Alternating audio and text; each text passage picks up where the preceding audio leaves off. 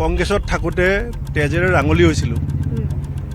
মই অসম কংগ্ৰেছত গোপীনাথ বৰদলৈ ডাঙৰ পৰা এতিয়ালৈকে প্ৰথমগৰাকী সভাপতি যি ৰাজপথত ৰাঙলী হৈছিলোঁ। ৰাঙলী হওঁতে মোৰ যিটো চোলাত তেজ লাগিছিলে সেইটো মই ধুই পেলাই থৈ দিছিলোঁ। এইটো কৰ্ণক সাগৰৰ পাৰত গৈ মাকে কৈছিলে যে তুমি পাণ্ডৱৰ ফালে গুচি আহা। তেতিয়া কৰ্ণই মাকক এটা উত্তৰ দিছিলে, আমাৰ গণেশ গগৈ ডাঙৰীয়াৰ সপোনী প্ৰতিশোধ নাটক যিসকলে পঢ়িছে জানিব যে হওক পাণ্ডৱ মোৰ নিজ সহোদৰ, হওক জননী কুন্তী, তথাপিতো বিফল নহ'ব মোৰ যৌৱনৰ পণ, শাখা মোৰ ভাত্তা মোৰ মাথোৰ দুৰ্যোধন। এতিয়া দুৰ্যোধনৰ লগৰ পৰা মই আঁতৰি আহিছোঁ। এই মুহূৰ্তত মই যোগদান কৰিবলৈ গৈ আছোঁ।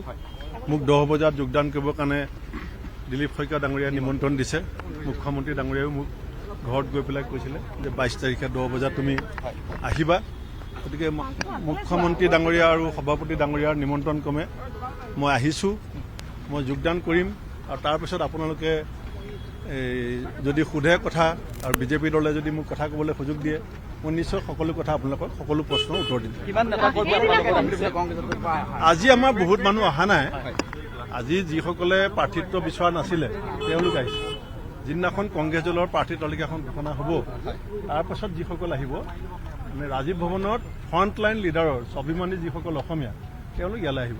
মানে প্ৰাৰ্থী তালিকা ঘোষণাৰ পাছতে কংগ্ৰেছত খহনীয়া হ'ব। এতিয়া আৰু এটা আপোনাৰ নেতৃত্বত হ'ব যোগদানটো। নেতৃত্বটো এতিয়া বিজেপি দলৰ নেতৃত্বতে হ'ব আৰু মই যেতিয়া বিজেপি সোমেই মানে আপুনি সহায় কৰিব লৈ অহা নিশ্চিতভাৱে স্বাভিমানী অসমীয়া ৰাজীৱ ভৱনৰ পৰা বাজপেয়ী ভৱনলৈ অহাত মই শৰাইঘাটৰ দলঙৰ দৰে হ'ম। আৰু এটা কথা যে যুঁজ এখন হ'ব বুলি কংগ্ৰেছে কয়, এতিয়া যুঁজখন কংগ্ৰেছৰ নিজৰ মাজতে দেখোন হৈছে, কাৰণ এগৰাকী জ্যেষ্ঠ নেতাই তাত দল ত্যাগ কৰিবলগীয়া হৈছে, এজন এজনকৈ গৰাখহনীয়া। গতিকে যুঁজখন কাৰ মাজত, শাসক বিৰোধী নে কেৱল বিৰোধীৰ নিজৰ মাজত? এতিয়া যিকেইজন স্বাভিমানী অসমীয়া কংগ্ৰেছ দলত আছে তেওঁলোকৰ অৱস্থাটো মহাভাৰতৰ যুদ্ধৰ আগত কৰ্ণৰ যিটো অৱস্থা হৈছিলে সেইটো হৈছে। কৰ্ণ মৃত্যু নিশ্চিত বুলি মাক কুন্তীয়ে গম পাইছিলে।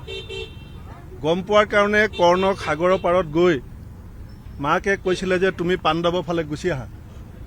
তেতিয়া কৰ্ণই মাকক এটা উত্তৰ দিছিলে, আমাৰ গণেশ গগৈ ডাঙৰীয়াৰ সপোনী প্ৰতিশোধ নাটক যিসকলে পঢ়িছে জানিব যে হওক পাণ্ডৱ মোৰ নিজ সহোদৰ, হওক জননী কুন্তী, তথাপিতো বিফল নহ'ব মোৰ যৌৱনৰ পণ, শাখা মোৰ ভাত্তা মোৰ মাথোৰ দুৰ্যোধন।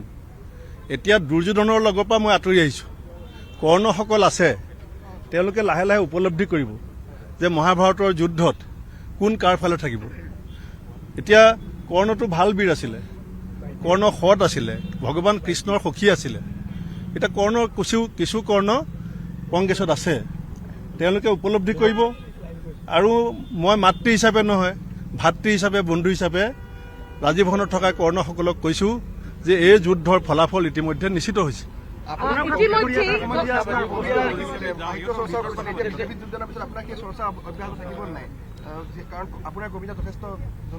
মই মুখ্যমন্ত্ৰী ডাঙৰীয়া যেতিয়া আমাৰ ঘৰলৈ গৈছিলে তেতিয়া তেখেতে মোক কৈছিলে তোমাৰ মনত যি কথা আছে মোক খোলাকৈ ক'ব পাৰা।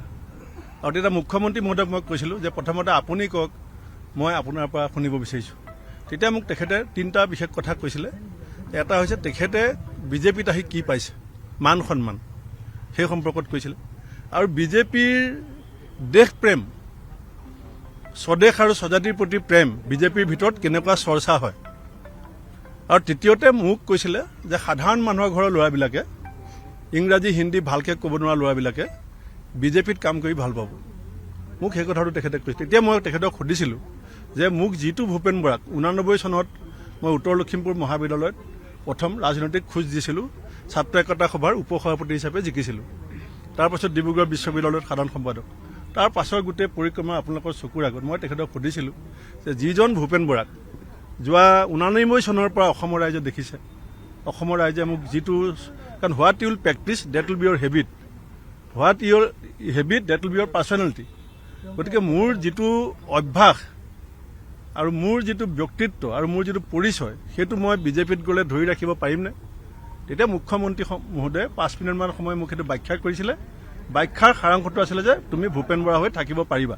আৰু থাকিব পাৰিম বুলি ভাবিয়ে মই আহিছোঁ। এতিয়া আপোনাৰ চাওক মই ভৰিত হৈছে, মই ভৰিত হৈছে আপুনি, গতিকে মই 25 বছৰৰ বিষয়। মই কংগ্ৰেছত থাকোঁতে তেজেৰে ৰাঙলী হৈছিলোঁ। মই অসম কংগ্ৰেছত গোপীনাথ বৰদলৈ ডাঙৰ পৰা এতিয়ালৈকে প্ৰথমগৰাকী সভাপতি যি ৰাজপথত ৰাঙলী হৈছিলোঁ। ৰাঙলী হওঁতে মোৰ যিটো চোলাত তেজ লাগিছিলে সেইটো মই ধুই পেলাই থৈ দিছিলোঁ। এতিয়া কংগ্ৰেছে যে ট্ৰল কৰি আছে মোক এটা চোলা, ফটোখন চাব, এইটো চোলাই তেজেৰে ৰাঙলী হৈছিলে আৰু সেইদিনাখন মই ধুই পেলাই ইস্ত্ৰি কৰি থৈ দিছিলোঁ যে এদিন কেতিয়াবা পিন্ধিম। আজি মই সেই তেজৰ মূল্যাংকন কংগ্ৰেছে কৰিলে নে নাই সেইটো মই মনত পেলাবৰ কাৰণে ইয়ালৈ আহিছোঁ। আৰু এই চোলাটো পিন্ধি আহিছোঁ সেইকাৰণে যে সেই তেজ বিজেপিৰ সৈতে যুদ্ধ কৰোঁতে হৈছিলে আৰু বিজেপিয়ে যদি সেয়া তেজ মূল্যাংকন কৰে মই ভাল পাম। অলপ আবেগিক